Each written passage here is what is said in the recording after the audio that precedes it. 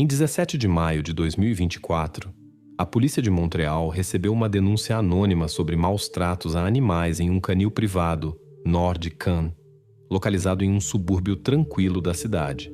Os policiais que chegaram ao local não esperavam nada fora do comum, uma inspeção padrão das condições de manutenção dos cães.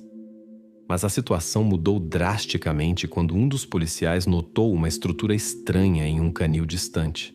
Sob uma pesada plataforma de madeira foi encontrada Sarah D., a mesma menina de 13 anos que era considerada desaparecida há 1 ano e meio. Ela estava viva, mas tão fraca que não conseguia nem mesmo levantar a cabeça sozinha, com uma corda comum de varal amarrada firmemente em sua cintura. Sob a plataforma de madeira havia um pedaço velho de carpete, completamente encharcado com excrementos caninos. Havia também uma tigela de alumínio com água turva, quase verde. Nas paredes da cerca metálica da gaiola havia marcas feitas com giz branco, anotações claras e metódicas, AM, PM.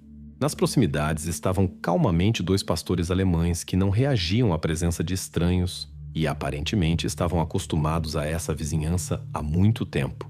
O tutor e proprietário do canil, Laurent D., de 34 anos, detido nos primeiros minutos após a descoberta, manteve total calma. Quando o inspetor perguntou por que a menina estava amarrada e isolada em tais condições, ele explicou brevemente. É um isolamento temporário. Foi o que o veterinário recomendou. Laurent não demonstrou nem preocupação nem surpresa, o que apenas aumentou as suspeitas dos investigadores. A investigação imediatamente se concentrou em 2 figuras principais. O primeiro foi o próprio Laurent D., tutor e proprietário do canil, que nos últimos anos havia sido repetidamente responsabilizado administrativamente por violações nas condições de manutenção dos animais. Agora ele estava no centro de uma investigação muito mais séria. A segunda figura suscitou tantas questões para a polícia quanto a primeira. O médico de família Camille B., que regularmente emitia documentos médicos em nome de Sarah, confirmando oficialmente que ela não tinha problemas de saúde. Durante o interrogatório preliminar, o médico admitiu que nunca havia examinado pessoalmente Sarah durante todo o período de sua estadia com Laurent. Enquanto os operacionais registravam evidências e coletavam depoimentos, a atenção da investigação foi subitamente atraída por um voluntário sinologista. Ele forneceu à polícia uma fotografia tirada apenas 1 semana antes. Na imagem estava capturada a varanda da casa de Laurent D., e nela uma pessoa com uma jaqueta idêntica à que Sarah usava no dia de seu desaparecimento. Esse fato complicou ainda mais a investigação. Se Sarah estava na gaiola durante todo esse período, quem estava na varanda do canil? Os paramédicos cuidadosamente colocaram a enfraquecida Sarah na ambulância, quando o investigador que a acompanhava ouviu um sussurro baixo. Em estado semi-inconsciente, Sarah pronunciou apenas uma palavra: avó. O inspetor imediatamente anotou esta frase em seu bloco de notas. O fato é que a avó de Sarah era oficialmente considerada morta 1 mês antes do acidente em que a família da menina se envolveu antes de seu desaparecimento. A polícia de Montreal começou imediatamente a verificar todos os possíveis contatos da família D., incluindo conexões pessoais e o círculo da falecida avó de Sarah. O território do canil foi completamente isolado e lacrado, e os cães foram temporariamente transferidos para um isolador municipal para exames adicionais. A investigação gradualmente se expandia, mas sobre o papel da avó e da estranha pessoa da fotografia, a polícia ainda não fazia declarações oficiais. Enquanto os criminalistas examinavam o território do canil, veio uma mensagem inesperada dos arquivos da polícia de Montreal. Em 2018, já haviam sido feitas queixas contra Laurent D., relacionadas a métodos cruéis de treinamento de cães. Na época, o caso foi encerrado rápida e silenciosamente, sem quaisquer sérias consequências para o proprietário do canil. Agora, os investigadores teriam que determinar se aquela história estava diretamente relacionada ao incidente atual ou se era apenas uma coincidência que fez com que antigos protocolos fossem novamente examinados. Ao estudar o caso antigo de 2018, surgiu um detalhe interessante. O método que Laurent usava para corrigir o comportamento de animais agressivos chamava-se corda curta e plataforma por cima. Segundo as descrições, o cão era amarrado à base da gaiola com uma coleira extremamente curta, limitando qualquer movimento. Por cima, colocava-se uma pesada plataforma de tábuas para suprimir a resistência e habituar à submissão. Aquele mesmo veterinário, o Dr. Camille B., que figurava nos novos documentos, alertou na época que tal método de treinamento poderia levar a sérios traumas nos animais. Mas além dos avisos e observações, o caso não avançou. Os materiais foram simplesmente enviados para o arquivo sem consequências para o canil. Agora, diante dos investigadores estava uma questão óbvia. Por que, após 6 anos, o veterinário continuava a colaborar com o canil, emitindo atestados e assinando documentos apesar dos avisos anteriores e do possível risco? Ainda não havia resposta, mas isso adicionava mais uma camada de perguntas ao caso, que poderia eventualmente levar à descoberta da verdade. Os investigadores também precisavam verificar o álibi de Laurent D. nos últimos 18 meses, o período em que Sarah estava desaparecida. De acordo com extratos bancários, os cartões de Laurent realizavam pagamentos regularmente ao mesmo tempo, exatamente às 6h da manhã e às 22h da noite, exclusivamente no território do canil. As câmeras de vigilância dentro da casa também confirmavam sua presença, mas apenas durante o dia. Um detalhe interessante foi que o sistema de videovigilância era automaticamente desligado à noite e ligado novamente ao amanhecer. Assim, a investigação tinha um intervalo de tempo significativo de 17 horas, a chamada zona cega, durante a qual Laurent poderia se movimentar livremente sem vigilância. Os operacionais registraram isso como um ponto importante. O álibi formal era impecável, mas não poderia ser chamado de completo. A polícia entendia claramente que a ausência de um registro não prova culpa, mas poderia ser usado para ocultar quaisquer ações do proprietário do canil. Nesta fase, um assistente social que havia visitado pessoalmente o local de Laurent D. 2 vezes nos últimos meses se juntou à investigação. Segundo o assistente, ele não apenas viu Sarah no território do canil, mas também conversou com ela, estando ao lado da cerca. O assistente social afirmou oficialmente que Sarah parecia absolutamente normal, não mostrava nenhum sinal de inquietação ou perigo e comunicava-se calmamente. Esta afirmação contradiz fortemente os dados atuais da investigação e os depoimentos de outras testemunhas, pois, segundo a versão da polícia, Sarah estava isolada em condições extremamente difíceis durante todo esse tempo. Os investigadores registraram o depoimento do assistente social, mas o trataram com cautela. Tais contradições sempre surgem em casos complexos, e agora a polícia não podia descartar completamente a possibilidade de erro ou de conduzir deliberadamente a investigação ao engano. Enquanto isso, um dos policiais, examinando cuidadosamente os registros domésticos, descobriu um antigo diário de papel de limpeza dos canis. Quase imperceptível entre muitas anotações pequenas, foi encontrada uma breve nota feita pela mão de Laurent. S15 centésimo.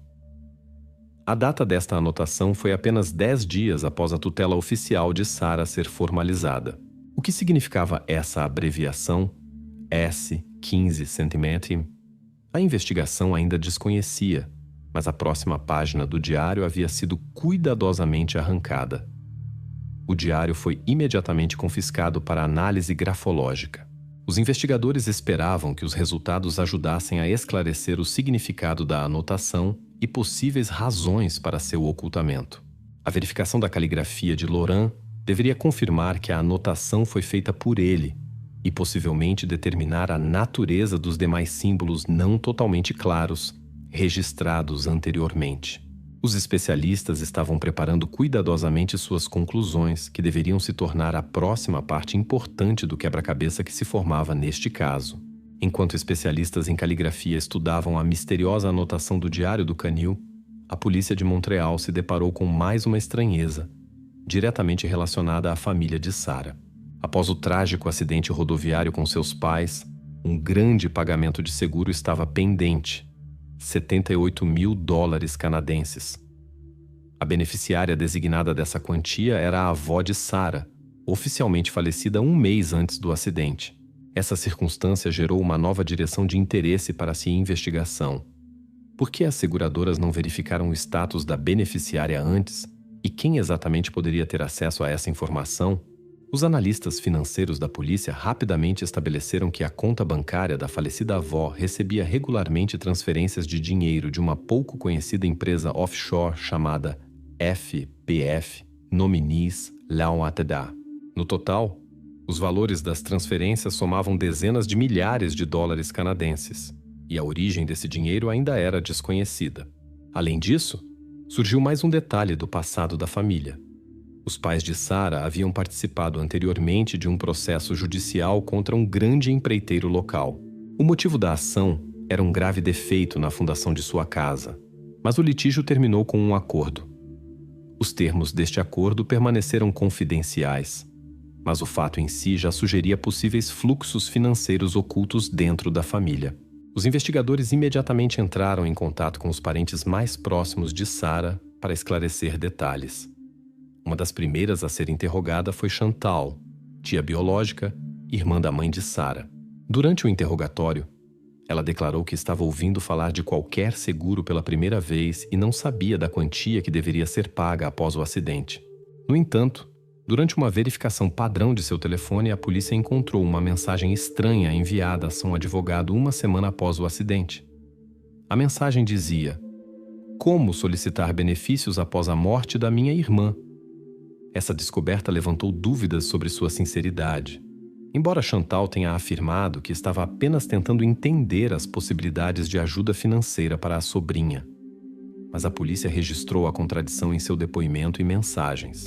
Nesse contexto, os investigadores descobriram mais uma pista financeira preocupante que poderia direcionar as suspeitas para Chantal. Um dia antes do trágico acidente, ela fez um grande empréstimo de curto prazo no valor de $50.000 canadenses. O timing parecia suspeito. Por que ela precisava de dinheiro com tanta urgência imediatamente antes do acidente? Essa circunstância permitiu à polícia supor que Chantal poderia saber antecipadamente sobre a possibilidade de receber uma grande soma da indenização do seguro após a morte dos pais de Sarah. No entanto, não havia provas diretas de que Chantal estivesse envolvida no acidente, e a polícia não tirou conclusões precipitadas. No momento, era apenas mais um elemento da cadeia financeira que a investigação tentava construir. Enquanto isso, o controle financeiro da polícia de Montreal continuava verificando todas as operações relacionadas à FBF Nominees Ltd. e encontrou mais uma transação em comum. 2 dias antes do acidente, uma pequena quantia de $350 canadenses foi transferida para a conta de Laurent D., com a anotação "consulta sinológica". A transferência foi feita exatamente da conta bancária da mesma empresa offshore, FBF Nominees Ltd. Ainda não estava claro por que uma grande empresa offshore enviaria uma pequena quantia ao proprietário do canil, e como esse pagamento poderia estar relacionado a eventos subsequentes. Mas a própria existência de uma conexão financeira entre Laurent e a empresa que também enviava dinheiro para a conta da avó automaticamente fez a polícia aumentar a atenção a essa linha de investigação. Por decisão da chefia da investigação, foi tomada a decisão de unificar todos os dados financeiros obtidos sobre a família de Sarah em uma única cadeia. Para isso, o contador da empresa FBF Nominees Ltd. foi convocado, que deveria comentar oficialmente sobre a natureza das transferências e as circunstâncias das relações financeiras da empresa com membros da família, e o próprio Laurent D. A investigação entendia claramente. As respostas do contador poderiam ser decisivas para entender o quadro completo do que realmente aconteceu na família e ao seu redor, antes e depois dos eventos trágicos. O contador da empresa offshore FBF Nominees Ltd., que chegou para interrogatório, adicionou um detalhe inesperado ao curso da investigação. Ele confirmou que a transferência de $350 canadenses para a conta de Laurent D. realmente ocorreu, mas não foi formalizada por uma consulta real sobre treinamento de cães, mas era uma cobertura para a entrega de um pequeno pendrive USB. Quando perguntado pelos investigadores sobre o que exatamente estava contido nesse dispositivo, o contador informou brevemente: gravações de treinamento de cães de guarda. O pendrive foi imediatamente apreendido e enviado para especialistas da polícia de Montreal. No dispositivo, foram encontrados apenas alguns arquivos. Um deles era um cronograma claramente marcado de alimentação de cães, Mas a atenção da investigação foi atraída pelos arquivos de áudio. Nas gravações, era claramente ouvida a voz do Dr. Camille B., o mesmo veterinário que regularmente assinava certificados e documentos sobre o canil. A voz na gravação proferia instruções curtas e estranhas. Mantenha-a ao sol. Ela precisa de vitamina D. E um pouco mais tarde. Alongue a corda. Caso contrário, comprimirá o estômago. Os especialistas rapidamente determinaram que essas falas foram cuidadosamente montadas a partir de diferentes fragmentos de áudio, gravados durante consultas de telemedicina. De acordo com a conclusão preliminar da polícia, alguém estava claramente tentando criar deliberadamente a impressão de que as instruções se referiam a Sarah, embora as frases em si parecessem inofensivas. Era óbvio que essa gravação se tornou um elemento importante, mas ambíguo da investigação, que ainda precisava ser esclarecido.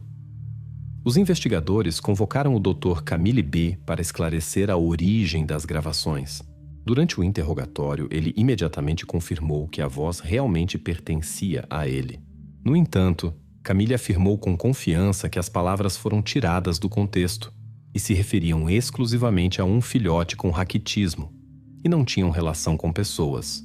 Um especialista em análise de som, convocado pela investigação, apoiou a posição do veterinário.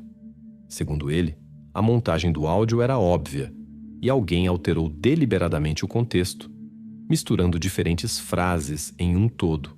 No entanto, a polícia tinha uma segunda opinião especializada, também autorizada e oficial. Outro especialista em som apontou para a homogeneidade do ruído de fundo das gravações que, em sua opinião, poderia indicar que a gravação foi contínua e, portanto, possivelmente autêntica. Um debate aberto surgiu entre os dois especialistas, no qual nenhum dos lados cedeu. A investigação foi forçada a notar esse momento, sem tirar conclusões definitivas ainda. No mesmo dia, apareceu uma nova testemunha, um motorista de um serviço de courrier local. Em seu depoimento, ele declarou com confiança à polícia que viu pessoalmente o Dr. Camille B. nos portões do canil Nord-Can na noite de 16 de maio, literalmente um dia antes da polícia descobrir Sarah. O courrier descreveu detalhadamente a aparência do veterinário, suas roupas e seu carro. No entanto, a polícia imediatamente verificou o depoimento pelos rastreadores GPS do veículo do serviço de courrier. Rapidamente ficou claro que o motorista não estava perto do canil naquela noite, mas entregando um pacote em outro endereço, aproximadamente a 3 quilômetros da propriedade de Lauren D. A testemunha obviamente cometeu um erro. Seu depoimento foi sincero, mas não correspondia à realidade. A polícia rapidamente encerrou essa linha como uma pista falsa, mas o fato do surgimento de tais erros adicionou ruído a uma investigação já confusa. Ao mesmo tempo, chegaram os resultados finais da análise grafológica. Os especialistas da polícia confirmaram que a misteriosa anotação S15CA1M, encontrada anteriormente no diário de limpeza do canil, foi sem dúvida feita pela mão de Lauren D. Além disso, os especialistas estabeleceram o período em que a página seguinte foi arrancada. Isso aconteceu exatamente entre as duas visitas do assistente social que supostamente conversou 2 vezes com Sarah. Tal descoberta tornou-se um fator decisivo para a polícia, indicando uma tentativa consciente de Lauren de esconder alguns detalhes importantes. Considerando os dados obtidos da perícia e as circunstâncias suspeitas com o pendrive encontrado, a polícia de Montreal tomou a decisão operacional de deter Lauren D. sob acusação oficial de ocultação de provas. Após uma breve audiência judicial, o juiz autorizou uma busca de emergência na residência do proprietário do canil. No território já estavam operacionais e criminalistas, esperando apenas a autorização formal para iniciar as ações. Agora, os investigadores esperavam encontrar provas diretas do que Lauren estava escondendo deles e confirmar ou refutar a versão de seu envolvimento direto no ocorrido. A busca de emergência na casa de Lauren D. finalmente colocou tudo em ordem. Em uma pequena sala, equipada como um estúdio doméstico, a polícia descobriu um computador com um programa para processamento de áudio e muitos arquivos de consultas online do Dr. Camille B. Tornou-se óbvio. Foi aqui que Lauren criou arquivos de áudio falsos, cortando frases individuais das consultas online do médico e depois colando-as cuidadosamente em uma única mensagem. O objetivo era simples: justificar o isolamento de Sarah supostamente por indicações médicas do veterinário. Os investigadores rapidamente decifraram a misteriosa anotação do diário do canil, marcada como S15 centime. Era um registro seco e claro do processo de alongamento gradual da corda a qual Sarah estava amarrada. A cada poucos meses, Laurent afrouxava a corda em 15 centímetros, adaptando-se ao seu crescimento e não permitindo lesões graves, mas também não dando nenhuma liberdade de movimento. A página ausente do diário provavelmente continha notas detalhadas que poderiam ter revelado suas ações muito antes. A investigação reconstruiu completamente o quadro das maquinações financeiras de Laurent. Durante todos os 18 meses de permanência de Sarah no território do canil, ele recebia regularmente pagamentos sociais destinados a ela. O valor total foi de $23.040 canadenses. A verificação financeira das contas bancárias confirmou: nem um único centavo desses fundos foi gasto por Laurent para a finalidade pretendida. Todo o dinheiro ficava em suas contas pessoais ou era gasto com as necessidades atuais do canil e despesas pessoais de Laurent. O Dr. Camille B. foi envolvido nesta história completamente involuntariamente. O veterinário, que nunca realizou exames pessoais em Sarah, acreditava sinceramente que estava fornecendo consultas sobre a saúde de um filhote. Ele assinava regularmente documentos médicos oficiais, guiando-se apenas por consultas telefônicas e online, nas quais era habilmente enganado por arquivos de áudio falsos. A perícia provou inequivocamente que o médico realmente foi vítima das circunstâncias e confiou em mensagens de voz manipuladas, criadas por Laurent. Quanto às transferências suspeitas da empresa offshore FBF Nominees Limited, a investigação estabeleceu definitivamente: a empresa não tinha relação direta com o próprio crime. A única transferência de $350 canadenses recebida na conta de Laurent foi apenas um pagamento pelo mesmo pendrive USB com gravações falsas de consultas. A empresa offshore não sabia nada sobre os objetivos do uso desses materiais e não tinha intenção de participar na ocultação do crime. A prisão de Laurent não foi tranquila. Quando os operacionais da polícia de Montreal entraram no território do canil, Laurent, percebendo que não havia mais volta, tentou soltar as coleiras de 2 pastores alemães, incitando-os contra os policiais. A reação da unidade especial foi imediata. Sem o uso de armas, os cães foram rapidamente sedados com tranquilizantes, não permitindo que a situação se intensificasse. No momento da detenção, Laurent gritou uma frase estranha que mais tarde figurou longamente nos materiais do tribunal e da imprensa: "Eu a alimentava melhor do que os cães." Esta frase, apesar do absurdo, deu uma compreensão do cinismo interno e da completa ausência de empatia por sua vítima. O processo judicial terminou em 24 de outubro de 2024 no Tribunal Provincial de Quebec. Laurent D. recebeu a sentença final: 18 anos de prisão sem direito à liberdade condicional antes de 12 anos. Essa foi uma medida lógica e maximamente justa considerando a gravidade do crime cometido e sua duração. O doutor Camille B., embora tenha sido reconhecido como um participante involuntário dos eventos, ainda foi responsabilizado por negligência profissional. O tribunal decidiu multá-lo em $30.000 canadenses, enfatizando a importância do controle pessoal e da abordagem cuidadosa para consultas médicas. Quanto à própria Sarah, ela está atualmente passando por reabilitação a longo prazo em uma das clínicas especializadas de Quebec. Por recomendação dos médicos, sua comunicação com as pessoas ao redor e com a investigação ocorre estritamente sob o controle de um psicólogo, que a ajuda a lidar com as consequências do trauma. Isso foi a única coisa que a investigação comunicou abertamente à imprensa após a conclusão do processo judicial. Os 2 pastores alemães, que durante todo esse tempo estavam no território do canil e foram testemunhas dos eventos após uma breve estadia no isolador municipal, receberam a oportunidade de encontrar novos donos. Ambos os animais foram entregues a mãos responsáveis de voluntários e sinologistas, que lhes proporcionaram condições dignas de vida. A investigação foi oficialmente encerrada, deixando para trás muitas questões às quais a sociedade só poderia responder por si mesma. No entanto, a polícia de Montreal sabia firmemente: O caso foi concluído com o máximo profissionalismo e justiça. Números, datas, sentenças judiciais e destinos dos envolvidos no caso agora se tornaram o único epílogo confiável em uma história que chocou o Canadá. Partes do seu corpo foram encontradas cozinhando em uma panela. Quando ele desapareceu, todos pensaram que ele havia sido sequestrado. Mas o que realmente aconteceu com ele e quem estava por trás do crime chocou até os investigadores mais experientes. Angela Stolt nasceu em 7 de abril em Bangkok, Tailândia, filha de uma família militar. Sua infância foi rigorosa, mas marcada pelo amor e respeito de seus pais. Na infância, Angela tinha dificuldades para se comunicar com seus colegas e frequentemente entrava em conflito com sua irmã mais velha, Esther, que cuidava dela na ausência dos pais. Quando Angela era adolescente, a família Stolt mudou-se para Milton, Flórida. O motivo foi que seu pai deixou o exército. Aos 15 anos, Angela conheceu um jovem 3 anos mais velho que ela.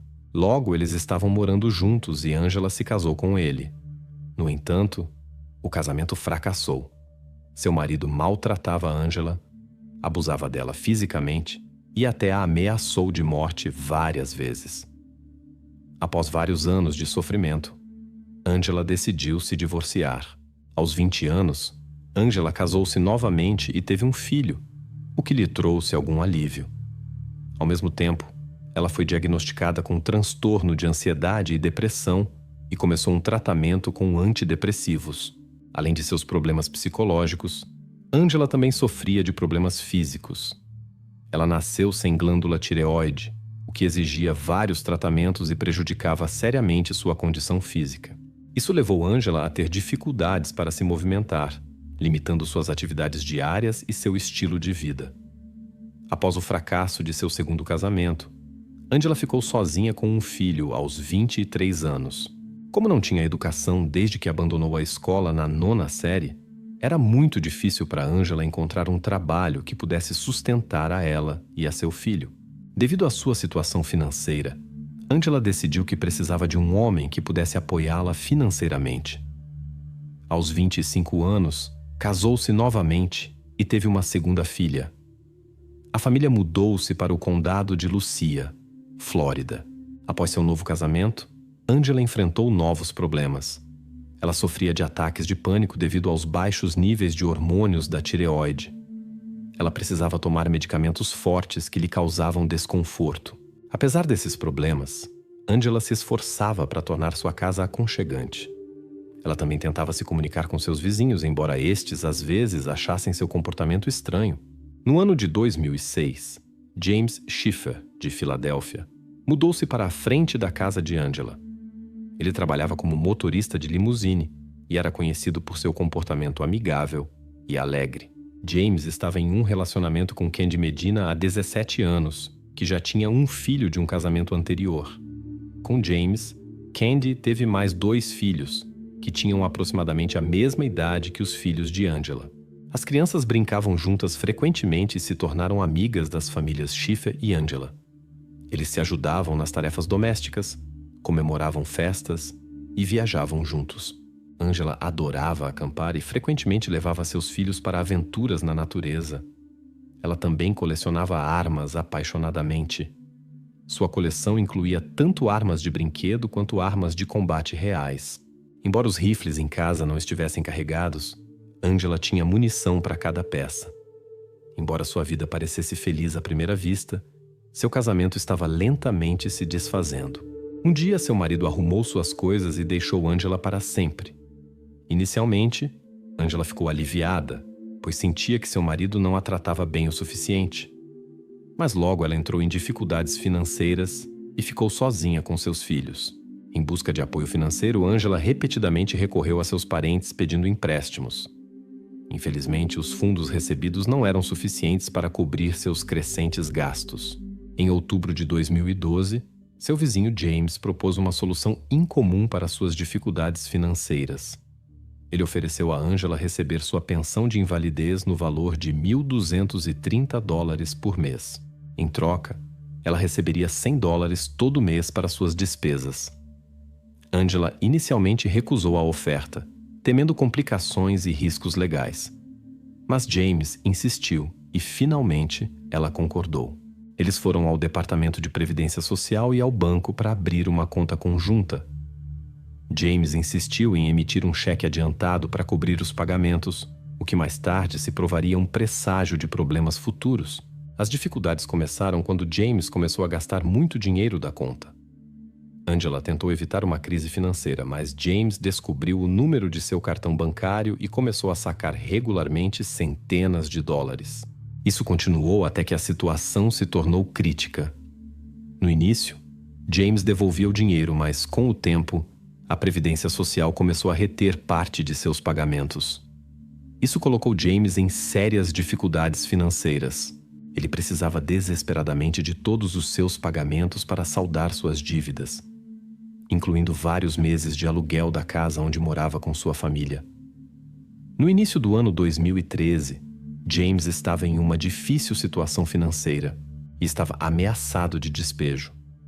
Para resolver seus problemas financeiros, ele precisava urgentemente de fundos adicionais, além do valor necessário para a moradia. James insistiu que Angela pegasse $4.000 emprestados de seu pai. No entanto, Angela não queria envolver seu pai idoso que sofria de problemas de saúde e procurava outras maneiras de ajudar James. Em abril de 2013, a situação se agravou ainda mais. Angela se recusou a dar um adiantamento para o resgate dos cheques. Para o dia 3 de abril, eles marcaram uma reunião para discutir questões financeiras. Angela buscou James no trabalho bem cedo pela manhã e o levou para casa. Quando as crianças estavam na cama, Angela e James ficaram na cozinha para discutir o apoio financeiro. Eles beberam algo enquanto consideravam como poderiam apoiar financeiramente o pai dela. Nesse momento, Angela decidiu dar a James um analgésico que havia tomado emprestado de seu pai. Ela conhecia o efeito calmante do medicamento, especialmente quando combinado com álcool, e decidiu usar isso em seu benefício.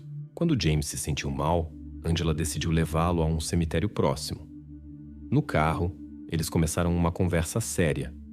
No entanto, a atmosfera mudou quando Angela informou a James que não queria mais emitir cheques. Essa decisão provocou uma reação furiosa em James, e ele começou a exigir dinheiro agressivamente. Em uma situação crítica, Angela agarrou um picador de gelo que estava em uma caixa no banco traseiro de seu carro e, em seu desespero, esfaqueou James no olho.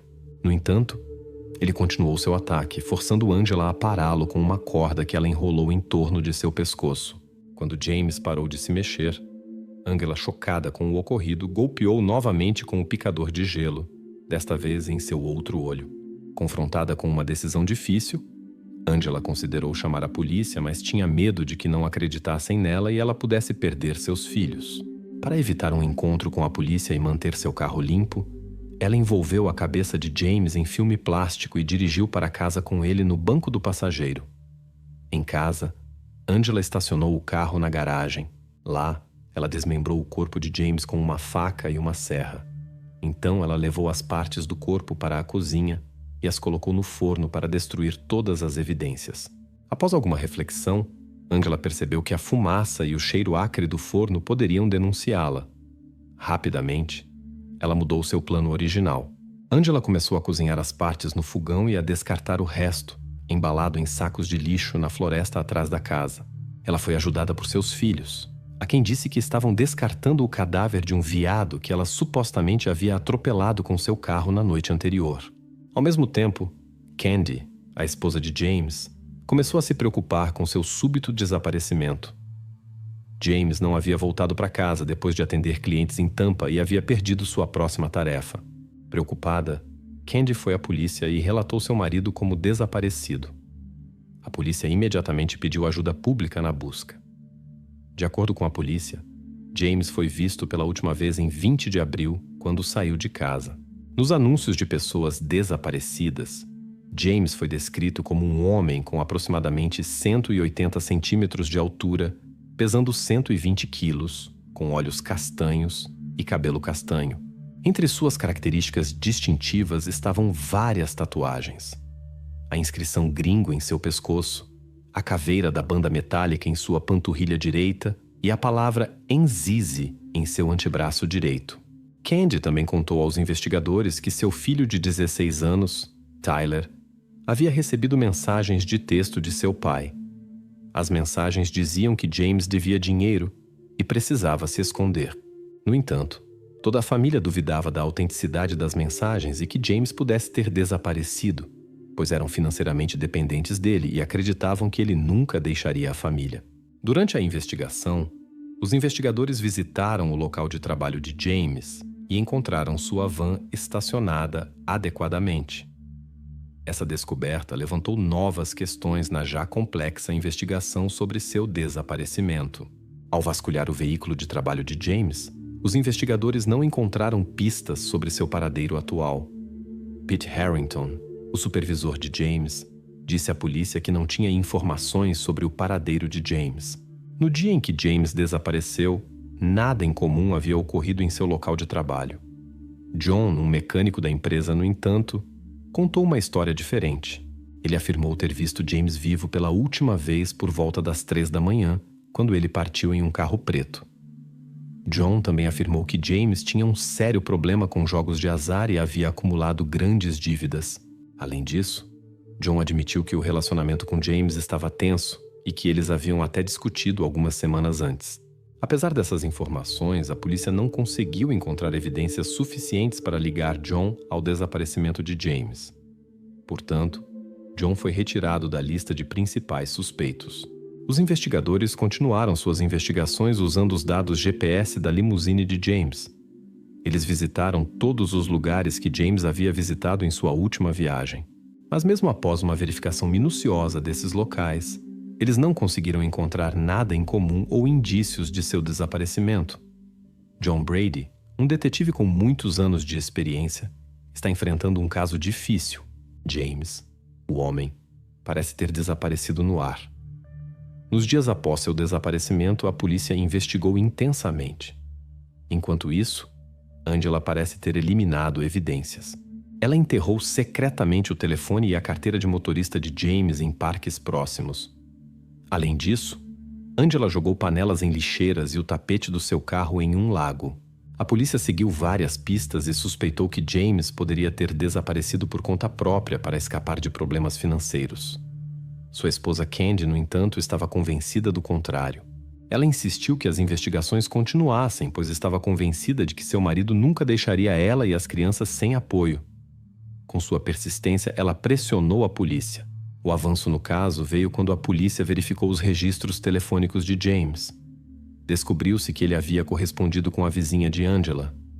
Nos primeiros interrogatórios, Angela negou ter visto James nos dias anteriores. Mais tarde, no entanto, ela mudou sua declaração e afirmou que havia ajudado James em questões financeiras, já que ele não tinha sua própria conta bancária. A última vez que o viu foi em 5 de abril. Isso contradizia a declaração da família de James, que afirmava não tê-lo visto desde 2 de abril. Angela se comportava de forma cada vez mais enigmática dia após dia. Tinha pesadelos e pensamentos paranoicos, especialmente depois de parar de tomar seus medicamentos. Um dia, Esther, a despachante, recebeu uma ligação perturbadora. Angela teria aparecido na casa de seus pais e confessado ter cometido um crime grave, levando a polícia criminal a abrir uma investigação. Em 20 de abril, algo inesperado aconteceu. A irmã de Angela entrou em contato com o serviço de emergência e relatou o comportamento estranho de Angela e expressou sua preocupação com suas possíveis intenções suicidas. Uma patrulha policial foi imediatamente enviada ao apartamento de Angela. Quando a polícia chegou, Angela se recusou a falar com os oficiais, mesmo na presença de um advogado. Em seguida, ela foi levada para um exame médico para determinar seu estado mental. Enquanto os médicos realizavam os testes, a polícia obteve um mandado de busca para seu apartamento, que se revelou uma casa dos horrores. As paredes estavam decoradas com grafites e estranhos símbolos religiosos. Roupas sujas estavam espalhadas por toda a parte. No quarto de Angela, eles encontraram objetos íntimos e pentagramas desenhados nas paredes e no chão, criando uma atmosfera sombria e perturbadora.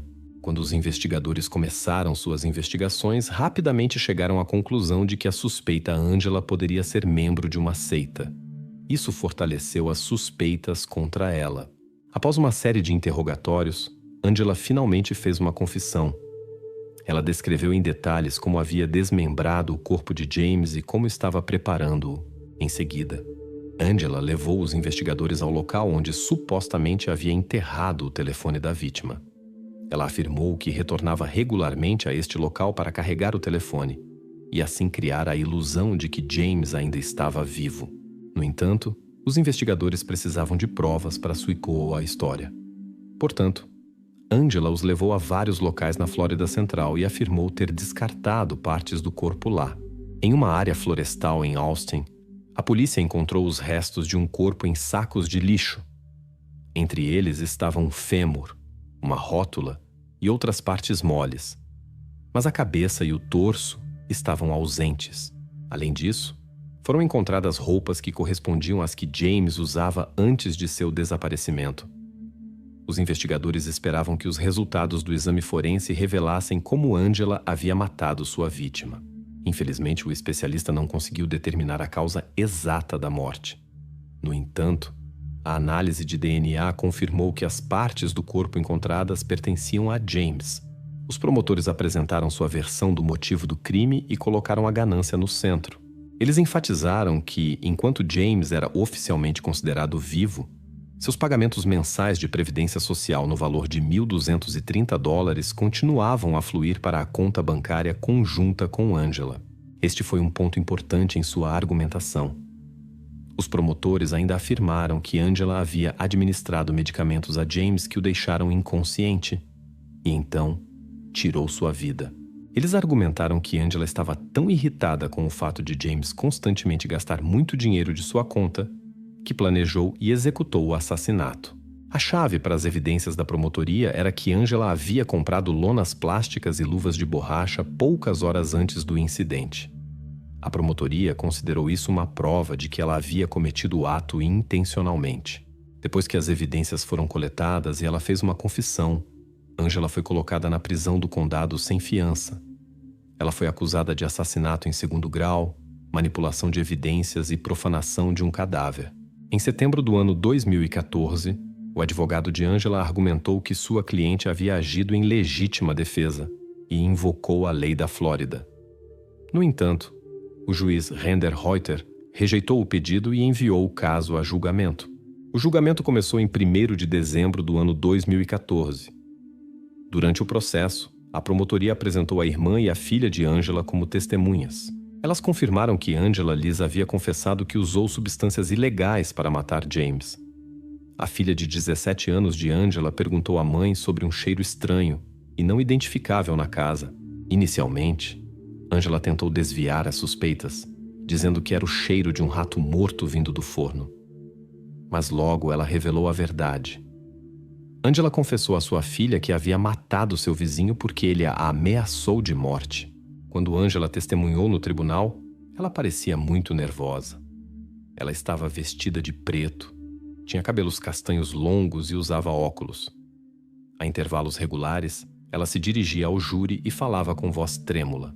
Angela revelou que deliberadamente tentou preservar evidências para a polícia, nomeadamente os papéis de James que ela havia enterrado no parque. Ela também relatou detalhes horríveis sobre como desmembrou o corpo de James com uma serra.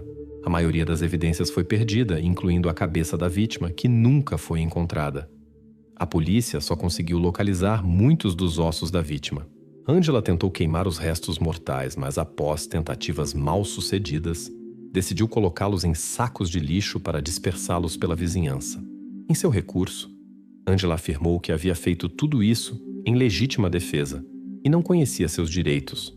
Caso contrário, teria ido imediatamente à polícia. Ela expressou o temor de que seus filhos pudessem perder sua mãe. Neste caso, a promotoria insistiu que Angela havia secretamente colocado comprimidos para dormir na bebida de James.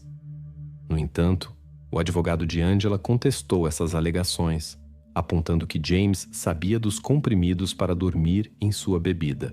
De acordo com o advogado, Angela não tinha a intenção de matá-lo, mas queria apenas mantê-lo longe de seus 2 filhos, especialmente depois de informá-lo que recusava apoio financeiro adicional. Esta notícia desencadeou a raiva de James. A acusada descreveu como ocorreu o conflito no carro. De acordo com ela, James, irritado com sua recusa, agarrou-a pelo ombro e ameaçou ela e seus filhos. Neste momento crítico, Angela pegou uma caixa com equipamento de acampamento que estava no banco traseiro buscando proteção. Ela queria pegar uma chave de fenda, mas acabou sendo um picador de gelo, que ela enfiou no olho de James. Depois disso, Angela afirmou que James continuou segurando-a, o que a levou a puxar um cabo elétrico da caixa e estrangulá-lo, encerrando sua vida. Durante o julgamento, foi mostrado um vídeo do interrogatório de Angela pelo escritório do xerife, no qual ela dizia que após matar James, havia retirado o picador de gelo de seu olho direito e o enfiado em seu olho esquerdo. No entanto, no julgamento real, Angela declarou que não conseguia se lembrar deste ato. Ela explicou que pesadelos, que se misturavam com a realidade após o incidente, distorciam suas memórias. O julgamento, que poderia ser comparado a um roteiro de filme de terror, terminou em 5 de dezembro de 2014. Naquele dia, a acusada foi considerada culpada de todas as acusações. Durante o interrogatório, a promotoria enfatizou como Angela mudou sua declaração e mentiu para os investigadores. Lembre-se de que os investigadores foram à sua casa para perguntar sobre seu vizinho e que, naquele momento, ela supostamente estava cozinhando algo especial. O júri, composto por 8 homens e 4 mulheres, deliberou por quase 3 horas. Quando finalmente deram um veredicto, Angela permaneceu indiferente. Ela não mostrou emoções e não reagiu quando o oficial de justiça se aproximou dela e colocou algemas nela. Este momento, que representa o clímax de uma história trágica, permanecerá na memória de todos naquele dia. Angela, com 42 anos, foi condenada à prisão perpétua sem possibilidade de liberdade condicional. Além disso, ela recebeu 15 anos por abuso de um cadáver e mais 5 anos por manipulação de evidências. Nenhuma acusação foi feita contra os filhos de Angela. De acordo com a promotoria, não havia evidências convincentes de que as crianças haviam ajudado conscientemente sua mãe a cometer o crime. As crianças acreditavam que estavam descartando os restos de um veado morto. Graças à sua confissão, as autoridades conseguiram resolver o crime relacionado ao desaparecimento de James, cuja cabeça e torso nunca foram encontrados. Esta confissão provou ser um momento chave na investigação e permitiu às autoridades desvendar um crime misterioso e enigmático. Nesta foto está Diana Fairchild, que tinha 7 anos no momento da captura. Alguns dias depois que esta foto foi tirada, ela desapareceu sem deixar vestígios de sua casa. A busca não trouxe resultados e logo sua família teve que enfrentar a triste verdade de seu desaparecimento. Por trás do desaparecimento de Diana estava uma pessoa aparentemente discreta, um taxista local chamado Curtis Dean Anderson. Mais tarde, descobriu-se que ele estava envolvido em uma série de casos semelhantes, cujo número total chegou a 13.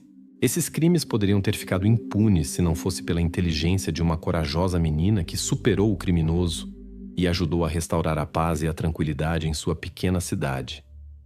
Eu nunca pensei que algo assim pudesse realmente acontecer. Parecia que coisas assim só aconteciam em filmes. Eu sonhava em chegar rapidamente em casa, conta Madsy Sanchez.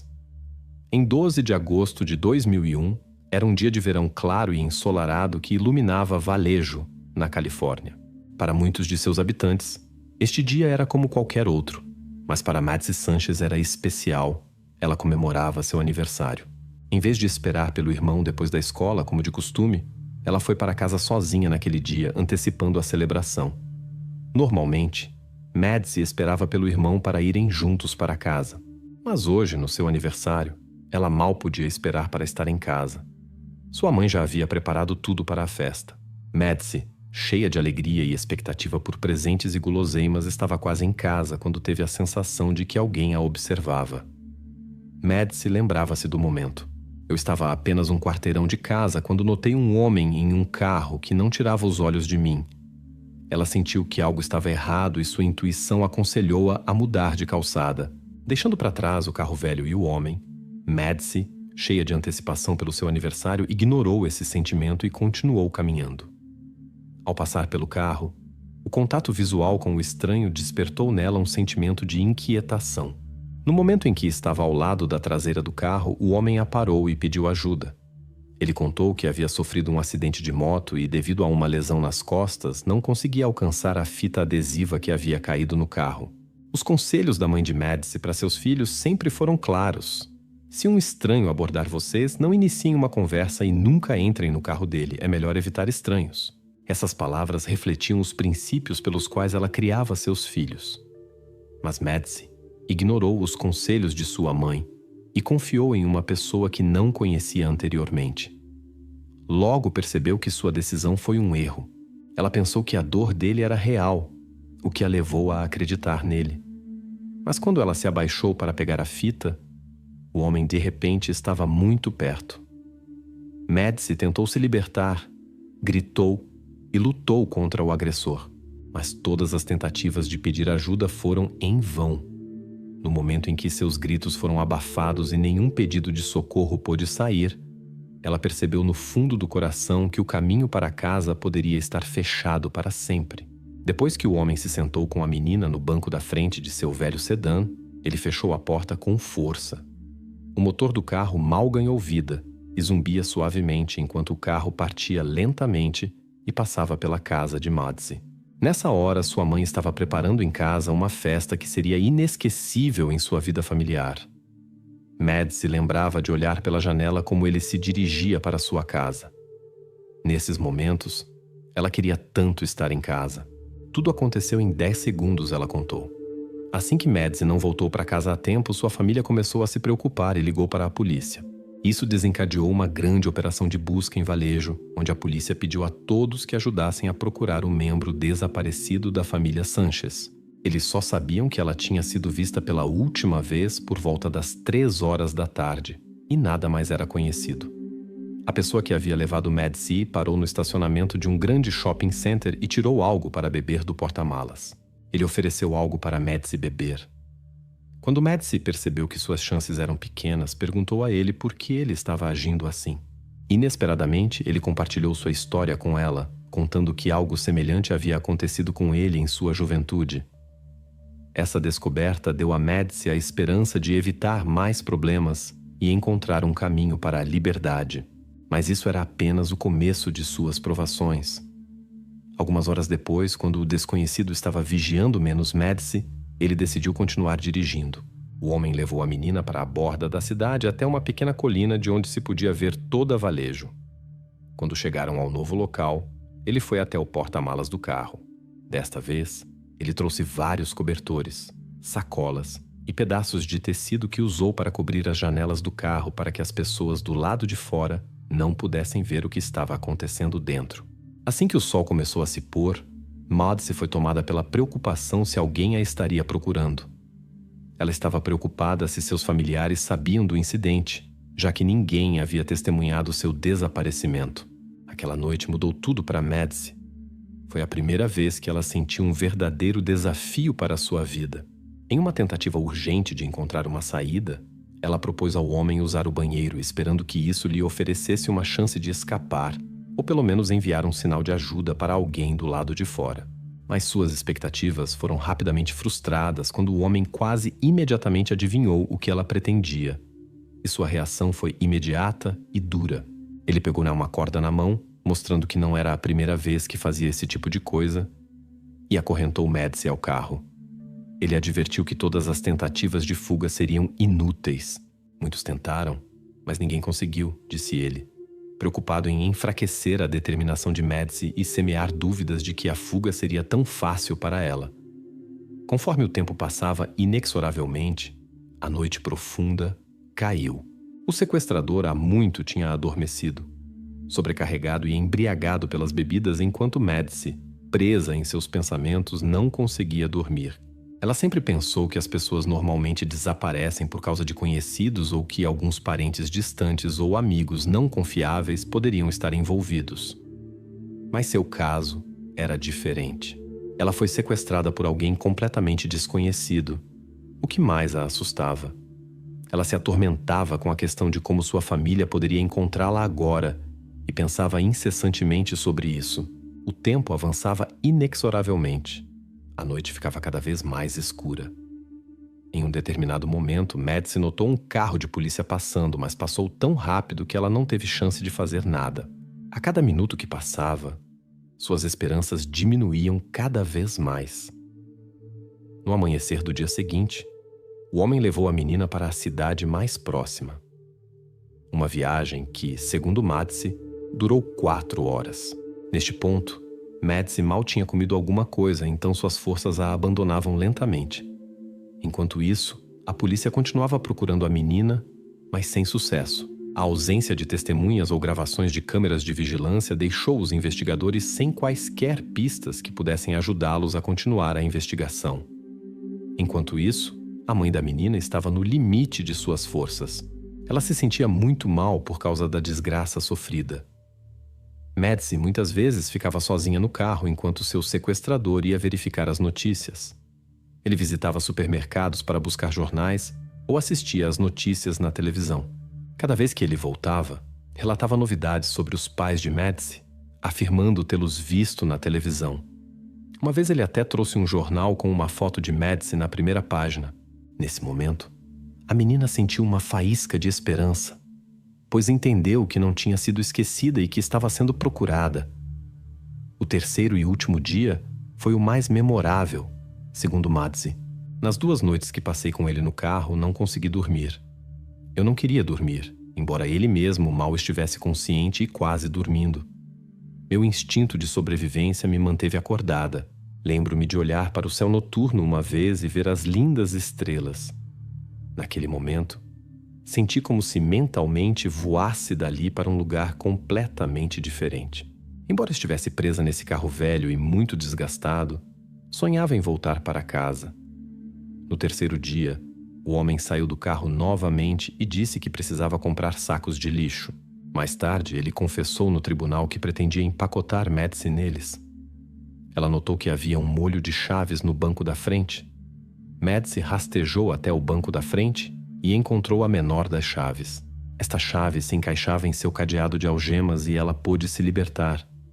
Fiquei chocada quando encontrei a chave para a corrente. Imediatamente surgiu a pergunta: o que devo fazer agora? Eu não tinha absolutamente nenhum plano. O medo me dominou, pois ele havia avisado que se eu fugisse, nada de bom me esperaria. Com medo das consequências, Madsy recolocou a corrente e a trancou com a chave. Mas uma voz interior não a deixou desistir. Ela sabia o que aconteceria se ficasse ou se fosse capturada. Com nova força, Madsy abriu o cadeado, agarrou a porta do carro, abriu a janela e saiu. Em todos esses 3 dias, eu não tinha comido nada e não tinha força. Por isso, quando saí pela janela, não conseguia correr. Minhas pernas cederam. Eu só conseguia andar. Mosey andava pela estrada, acenando e gritando. Carros passavam por ela, mas ninguém parava. Enquanto isso, o homem voltou e viu que Madsy havia saído. Então, ele começou a chamá-la para voltar. No momento em que Madsy percebeu que ele havia voltado, disse para si mesma: agora ou nunca.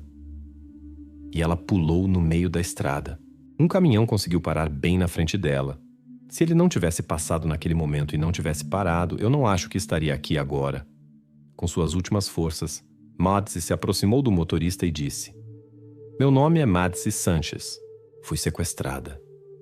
Este homem me manteve em seu carro por 3 dias. O homem tentou fugir, no entanto.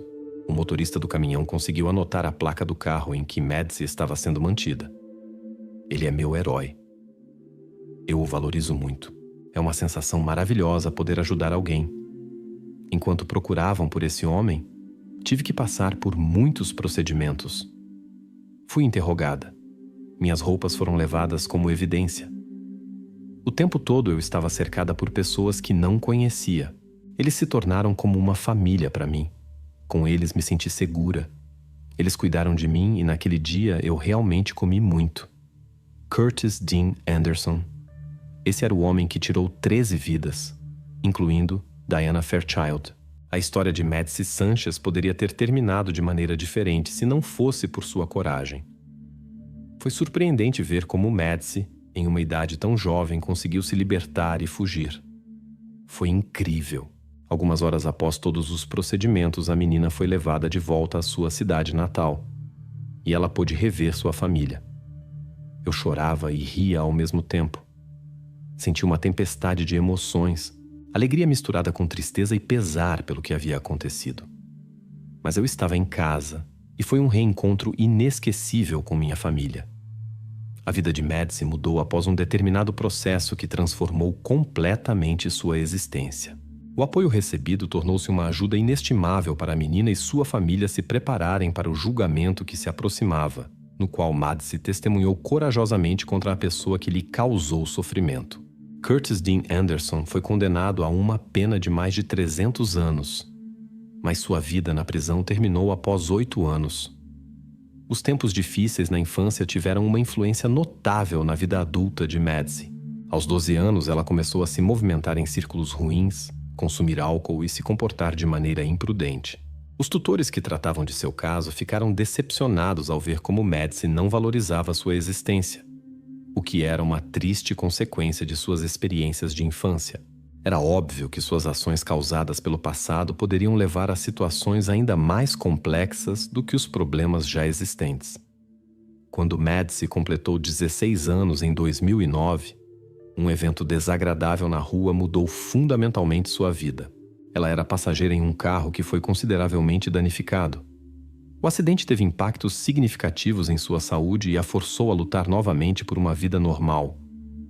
Este momento tornou-se um ponto de virada em sua vida. Além do desconforto físico e emocional, Madsy descobriu pouco depois do acidente que estava grávida. Ela viu isso como um sinal do destino que a motivou a fazer mudanças em sua vida. Ela decidiu não olhar para trás, para erros e dificuldades passados, e começou a construir um caminho para um futuro melhor. Após os desafios, Madsy viveu 16 anos de autodescoberta. De uma alegre colegial, ela se transformou em uma pessoa em busca de seu caminho. Mas ela conseguiu transformar seu desconforto em força e começou a ajudar outras pessoas que enfrentavam dificuldades na vida. Junto com sua mãe, Sra. Sanchez, elas fundaram uma fundação para ajudar os necessitados. Elas não apenas oferecem conselhos para superar crises, mas também ajudam a procurar pessoas desaparecidas, criam e distribuem folhetos, organizam grupos de voluntários e trabalham com a mídia para chamar a atenção para tais casos. Graças a esses esforços, Madsy encontrou paz e um propósito na vida. Agora, ela e a Sra. Sanchez ajudam aqueles que sofreram uma perda ou vivenciaram eventos desagradáveis semelhantes. Seu trabalho alivia o sofrimento e inspira muitos a lutar contra as circunstâncias e acreditar no bem. Madsy destacou 3 passos importantes para famílias em situações difíceis. Primeiro, elas informam imediatamente a polícia sobre o desaparecimento de um parente. Segundo, coletam objetos pessoais da pessoa desaparecida, incluindo fotos onde ela está sorrindo e não sorrindo, bem como objetos que podem ajudar na identificação, como roupas, escova de dentes, pente. Terceiro, formam um grupo de apoio, pois é muito difícil lidar sozinho com tal situação. É importante não afundar em tristeza profunda e baixa autoestima. Em vez de ficar inativo e mergulhar na autopiedade, eles encontram força para lutar e seguir em frente. Eles se concentram na busca e não deixam a tristeza dominar, para não perder a chance de aproveitar a vida, pois ela pode passar e deixar apenas lamentações sobre o tempo perdido.